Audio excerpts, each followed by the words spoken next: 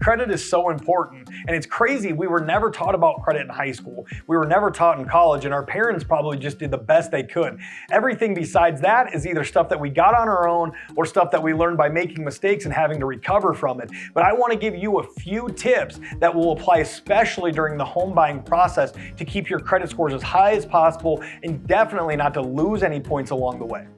Number one, don't go out and just start paying off collections. A lot of people don't understand this, but when you go and you pay an old collection, you refresh what's called the date of last activity, and you'll actually lose points. Now, I know that's contrary to rational thought that you should be able to go out and pay these things off and get rewarded for it, but it just doesn't work like that. I'm not saying to not pay them off, but I'm saying that there's a plan that you need to follow in order to make sure that it actually makes sense for you. Contact your mortgage broker or somebody at the MyCreditGuy staff, and we'll show you how to navigate this tricky situation. But don't go out and just start paying off collection accounts, because you're going to drop your credit scores.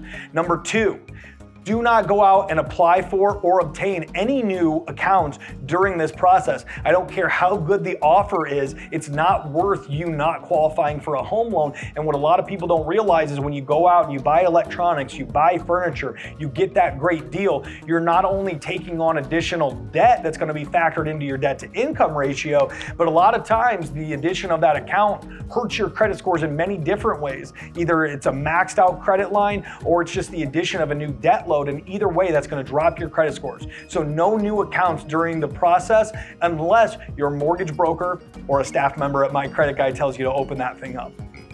Number three, do not use those credit cards right now. When you max out a credit card or even increase balances, you're drastically dropping your credit scores in most situations. Now, there's a few different thresholds that I want you to keep in mind, and that's 50%, 30%, and 10%. You never want to cross that 50% threshold, especially during the home buying process. That's going to send your credit scores down because the credit scoring algorithm sees it as you overutilizing the credit that's been offered to you.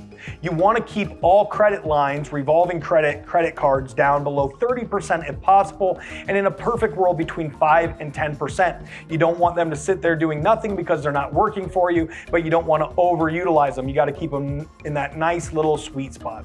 And number four, and probably the most important thing, is pay all of your bills on time. You have to make sure that you're not adding any new late pays, collections, charge-offs, or profit and losses during this time. And the way to do that is to make sure that all of your minimums are paid always. If you need to set up automatic payments, that's a great way to go about doing it. Otherwise, just make sure that you've budgeted and that you know what bills are due when, and no new late pays during this time. I hope this helps. I hope it gives some clarity. If you need anything at all, get in touch with either myself or the mortgage broker that showed this to you, and we will make sure that you get all the information that you need. Thanks.